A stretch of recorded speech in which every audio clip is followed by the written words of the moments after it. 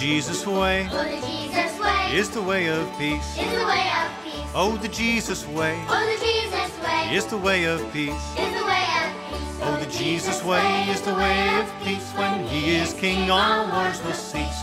May his peace begin with me. Gonna beat my sword Gonna beat my sword into a plow. into a plow. Gonna beat my sword Gonna beat my sword into a plow. into a plow. Gonna beat my sword into a plow. Christ is king in my life now. May his peace begin with me. This is Brent Carlson on location in Ocean County, New Jersey, somewhere between Toms River and Bayville, New Jersey. We're talking with Kim Gingrich, who's a long-term project leader on this project. And right behind us is a unique project that's a cooperative partnership between Ocean Inc. and Brethren Disaster Ministries. Can you tell us a little bit about this project and what's going to be happening? Well, the original reason why we came to this area was to help rebuild these homes. They are going to be rental properties that Ocean Inc. will be in charge of and will be renting out. These will be 6 individual homes for families. The rental community is the folks that are affected probably that people don't think about the most when a hurricane or some kind of natural disaster happens. And Ocean Inc. is a nonprofit organization. That's correct. That provides housing for disabled people. Right, disabled and displaced renters, low income. So we know that they will be all low income families that will be living here. And because so many rentals were destroyed, these are actually new houses. Right. This will be a new community. It'll be 24 homes altogether. We will be working with them for the first phase, which will be 6 homes. And then we'll see where it goes from there if they want us to continue on helping them. And the project is just beginning. They've just built a road back into the property. Right. And then they're going to start building. When will they start building the 6 homes? Well, they told us when they would start moving ground, which you said they just started doing. Hopefully within 4 to 5 weeks we'll be starting to build new homes.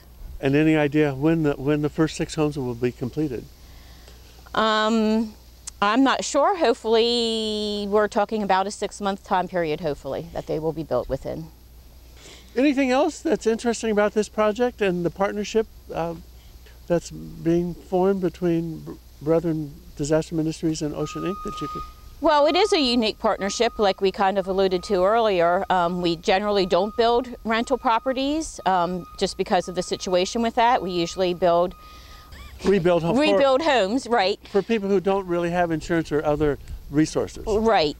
But because of the unique situation here and how Ocean Inc. will be in charge, and we know that rental rates will not go up, and that these are for low income or disabled people, it was a unique situation that we felt comfortable with and that we felt we could come in and help rebuild. And as you said, the disabled and low income are really kind of the vulnerable population during disaster, because people don't think about them, and there's not really resources that come from the federal government to help renters, right. Specifically low income and disabled people. Right, they do not get any help. Most of them do not have insurance. They don't meet the guidelines for FEMA or other loans, so yes, they are generally the most overlooked. Kim, do you know where all of the people there was a lot of people who lost their homes, like over 50,000 in Hurricane Sandy. The disabled and the low-income people in this area, do you have any idea where they're staying now? Most of them are probably staying with family and friends. There are temporary housing places that are put up, so some of them are probably staying there also. And sometimes those are pretty crowded conditions. And that's correct, yes. As they're just waiting for something to happen so they can have a place of their own again. Right, a place that they can call home again. Yeah. Right. Kim, thank you very much for sharing with us on this location, on this beautiful day. Yes, it is a beautiful day. Thank you for coming and visiting us. Okay, I think hopefully we can talk a little bit more in a place where it's a little warm. Right. we'll go visit some of those on the work sites. Okay, because there's other projects going on right now that we can actually visit. Tell us about the history of this house and how did what was needed to work here and what happened that made this house a candidate for a rebuild. The homeowner, Diane Patterson, was living here with her son and a daughter and a great-granddaughter at the time of the storm. And the damage they received was from groundwater runoff into the basement, along with the wind damage to the roof that allowed water to come in through the house. And they ended up with about 4 feet of water in their basement, which damaged, of course, the furnace and hot water heater. And the power panel also down in the basement. So all of that was in the water, underwater? Underwater, and unfortunately Diane wasn't one of those that got help for whatever reason immediately, and the water was never pumped out. It was sat there until it seeped away. So all that was exposed for quite some period of time. And once the power panel was affected, it had to be moved upstairs because of the new water tables, floodplain levels, and that's one of those things where all their water was in the basement. Now we're pretty much redoing the whole house because you're required to bring it all up to code. So you're doing insulation, you're doing electrical, you're doing plumbing. Yeah. You're going to be working on the roof? Yeah. The roof, for BDM guidelines, we can only go on a 6/12 pitch with volunteers. So our partner agency is going to have to find a contractor to do the roof. Because it's a little steeper? Because it's about a 7.5, 12. So. How long do you anticipate this project will last? There'll be at least another 6 to 8 weeks on this project. Right now we're cleaning up some loose ends, after which the electricians and plumbers have to come in and get permits and inspections. So that may, depending on the municipality, how long that takes, we'll have some downtime there. But then once we're back on the job, ready to insulate, hang drywall, finish, and flooring and cabinets and all the other work. So you're going to really bring it up to cabinets and everything, so she can move in. Yeah. One of the things, years ago with disaster response, we used the phrase safe, sanitary, and secure, that our function is to get people safe, sanitary, and secure. And obviously there's only so many funds to go around, and more people that need help than funds, usually, in a disaster. So years ago it would be common for us to come in and maybe hang the drywall and mud it out, a coat of paint, and maybe not put in flooring or trim or anything like that. Maybe we'd get the kitchen and the bathroom working and move on to the next homeowner. We made the house physically livable, safe, sanitary, and secure. Well, in current day situation with code enforcement and so forth, that's really not an option for us with a lot of homeowners, which is good for them. We really like being able to leave a completely finished product. It just means that it's harder to get to as many people to help. You're doing a more complete job. You have to do a more complete job. Once a home's been substantially damaged, the municipality is going to require what they call a new certificate of occupancy.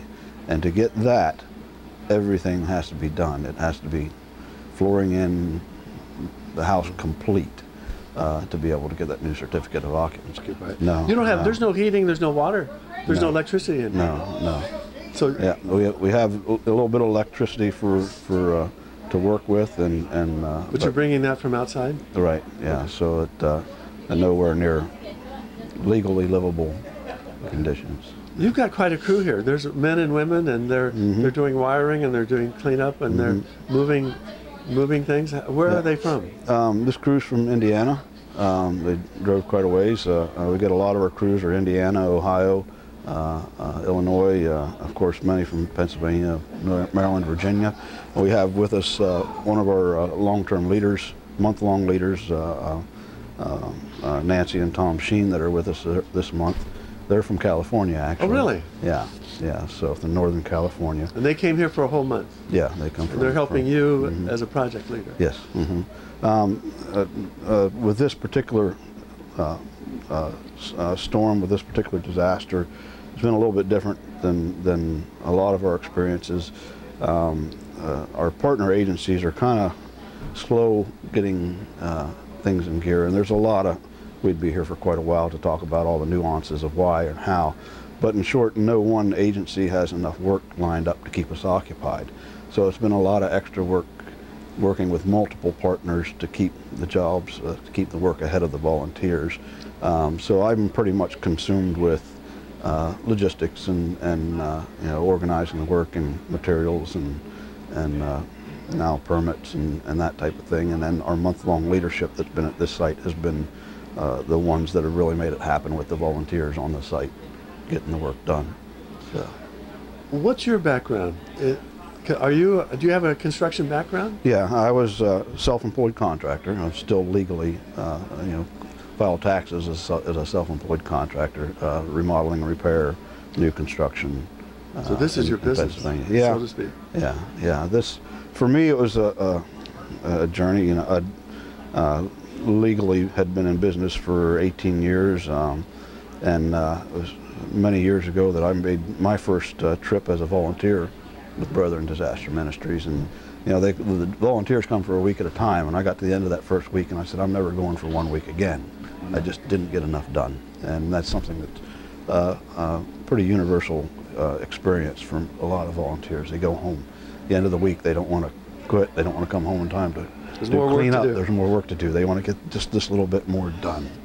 And I guess that got me in trouble, got me into this. But along that path, at one point in time, I'd met with my pastor, and I entered into the licensed ministry program as in the TRIM program. And for me,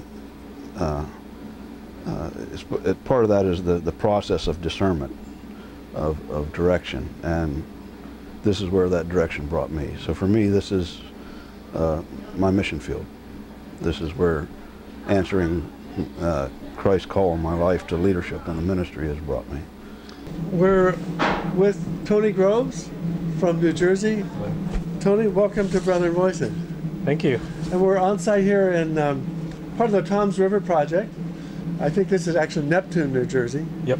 And what brings you to this project? Well, my parents actually, because they volunteered and then had come out for my birthday in December and said that they were going to be down here, so I decided to help them out. So, and they're from Indiana? Yeah, they're from Indiana. But you live locally here? I moved to New Jersey after college. All right. For work. Tony, is this your first time on a Brethren Disaster Ministries project? Yeah. I think seeing, you know, directly some of the damage. I mountain bike up north at a place called Hawthorne, and it's right by the lighthouses, the Twin Lights, and just seeing some of the damage after the storm, it's been nice to actually be able to help out a little bit. And help do some of the repairs. Huh? Yep, definitely. Right. And you're here from California? Where in California? A little fishing community called Trinidad, just south of the Oregon border. Okay. All right. What brings you to Disaster Ministries as a project leader? Well, you know, we have my wife and I have things pretty good. We're both retired now, so we have the time to go ahead and spend the time to come to something like this. I've been a contractor and she's been a registered nurse, so we thought that when we initially signed up that'd be a pretty good fit. She could take care of running the household and so forth, and I could get out on the job site and do some work on the job site. Have you worked with Disaster Ministries before? Well, we've been doing this for about 10 years. Oh, you have? Yeah. I think this is our 10th year out. So you've been on lots of projects all over the country. Oh, yeah. Yeah. Our first one was in Florida. In fact, the first 2 times were in Florida. We've been to Mississippi, American Samoa even, after the tsunami out there. Alabama, Indiana. I can't even remember them all. So what would you say is the most meaningful part of being a long-term project leader? Well, I think the first thing that struck me was when we decided we wanted to do the disaster recovery, we thought we'd go out and we'd help some people get back in their houses. And that was fine, and that's what we do. the benefit that I didn't realize that we were going to get was the people that you meet. Not only the people that you're working for, but all the people that come in that you're working with. A great group of people. You know, some of them take their only week of vacation a year to come in. They're happy people. They have a good time, but yet they'll do anything that you ask them to do. All levels of skill. So you're as a long-term project leader, you're on the project for a month or so? Yeah, a month every year. And then you have people coming in from all over the country. That's right. A week at a time. Yes. And these are people you haven't met before. Well, now having been doing it for so long, there are people that come back that we do know. There's several people in this particular group that we've already worked with before. Okay. And what kind of things does a project leader do? Well, you come into a house like this one. It can be any level of things. We might come in at the very beginning and do a bill of material for the kinds of things that we have to do in the house. If we have to do plumbing, or if we have to do drywall or insulation or carpentry work, whatever, we make a list for the bill of material so that we can get the material in. Then you direct all of the volunteers to actually get the work done. So if they have questions about what they're doing or what they need to do, they're going to talk to you. They're going to talk to me, and sometimes I can answer them. Today for Brethren Voices, we're on site in Hazlet, New Jersey, at a work site for the Brethren Disaster Ministries. And the project is actually centered in Toms River, quite a bit south of here, but one of the houses is here in Hazlet, New Jersey, which is about 45 minutes to an hour north of Toms River. One of the people working here is Trevor Conrad from Indiana. Trevor, welcome to Brethren Voices. Thank you. Just, can you give us an overview of what you've been doing for the last week? The last week we've been putting up drywall in this room and some drywall in the other room, and doing some mudding up in the kitchen upstairs, and we've replaced a couple doors, took out their door jambs, and then put in new frames and put trim around it and everything. So that's what we've been doing most of the time. And this kind of is in a unique place because this family has some special needs.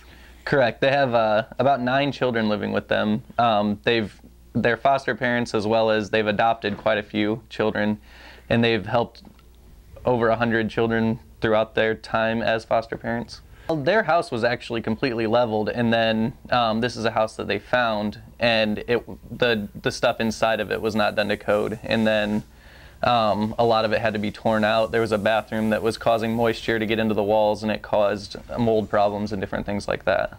So this is kind of a replacement home that's a fixer-upper, and you're helping to do the fixing-upper. Correct, we're trying to. Or the upper fixing.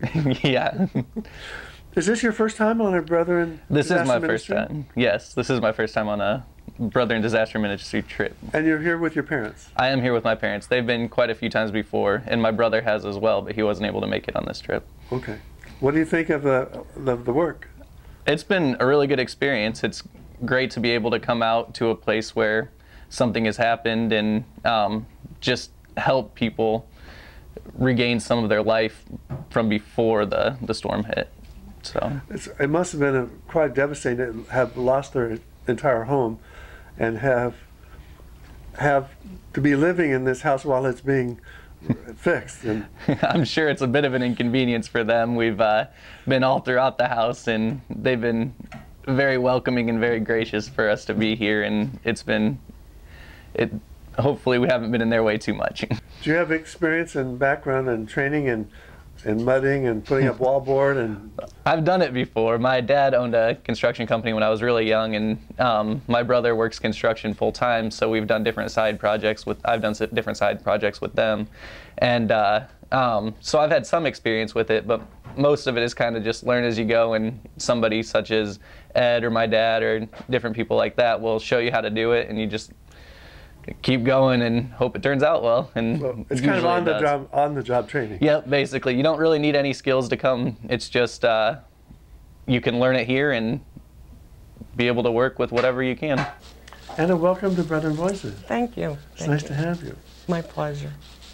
So Superstorm Sandy kind of came to this area with a pretty devastating effect. Yeah, she sure did. And you lost your home. I lost a 5-bedroom home, yes. It was basically leveled. It was leveled. It was. Except for a piece of a fence. And not only do you and your husband have children, but you have 9 children. We have, yeah, there's 8 children. No, I have 11 children. Oh my. 8 were adopted throughout the years, so I have 11. Wonderful. And so you've got this family and no place to live. Mhm. And how did you get connected with Brethren Disaster Ministries? As time passed, I'd say maybe it was 4 to 6 months. I don't remember. Well, what did you do for 4 to 6 months? Well, 4 to 6. The first 4 months, well, the first 9 days I stayed with my cousin and her husband until my daughter had found us a house that was big enough to fit all of us. There was 9 of us and grandchildren that fit in my other house, which was big, so she had found us a house in Matawan to rent, and we rented that for a few months.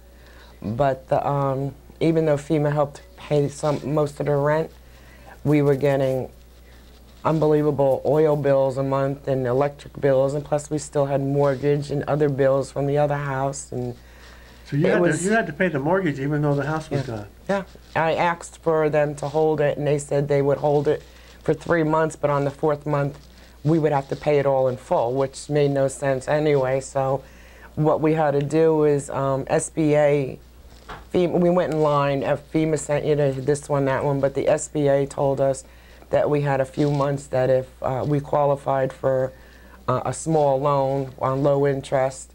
So what we figured out, it was much cheaper and more within our limits to be able to buy a house on SBA than it was to rent. Mm-hmm. It cost too much. We couldn't stay within our means renting, and all the kids couldn't. There's no future there. There's no future. There was no future, and yeah, and the house was up for sale, but you know the gentleman was selling the house. He just let us there because of the storm.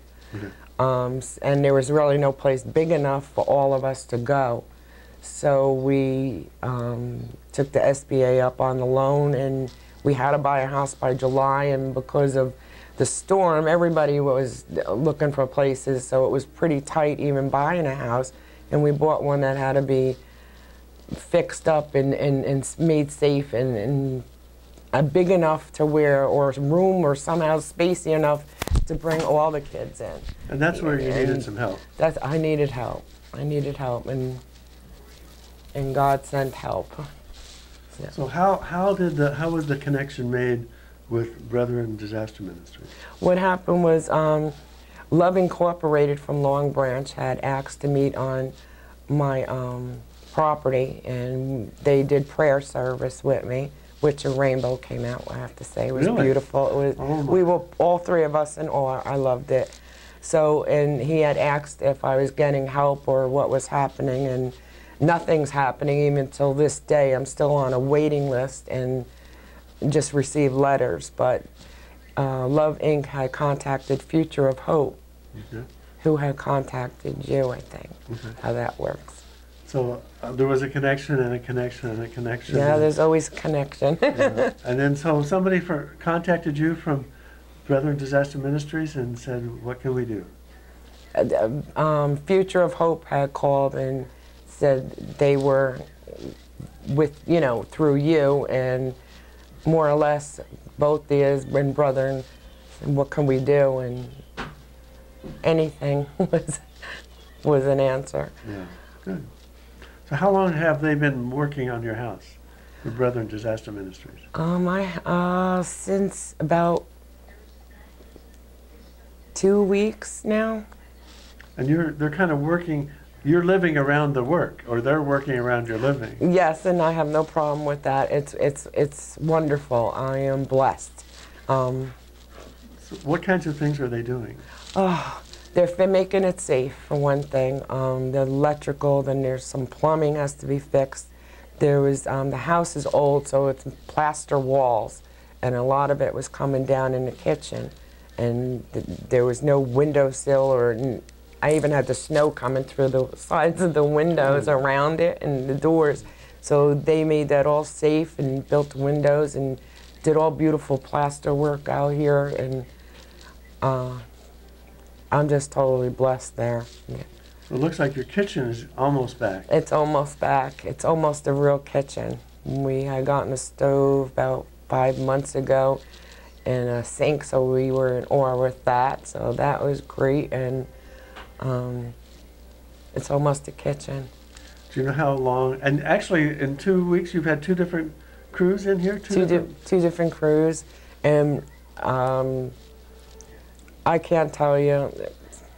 It's just like a whole bunch of earth angels flying in and out of here, and I'm fine. I'm just in awe. I am thankful. What's the reaction of the kids to all of this construction going around? Actually, they're all happy about it because they have a room to go, you know, they have rooms then that are being finished and doors put on their room to where they have a little privacy. And yes, we're sharing now until downstairs can be done, but nobody has any complaints, especially after what they've been through. Excuse me. Yeah. So things are looking up in the Yergelanis family. Things are, yes, very much looking up. It's been wonderful meeting people from all over and people that been down by Katrina and all over who just keep putting all their compassion and care to help people. How much longer will it be before your house is finished? I think it was said about 5 weeks. 5 more weeks? A total of 5 weeks or 5 more weeks, not sure. Okay, so you're going to meet some more people? I'm going to meet more people, yeah. Okay. And you don't feel it's inconveniencing you? No, it's a godsend to me. So I find that a blessing, and I love it. And then some even go into prayer, and that's enlightening, and I love it. I'm in awe. And thank you for talking with us. Oh, my pleasure.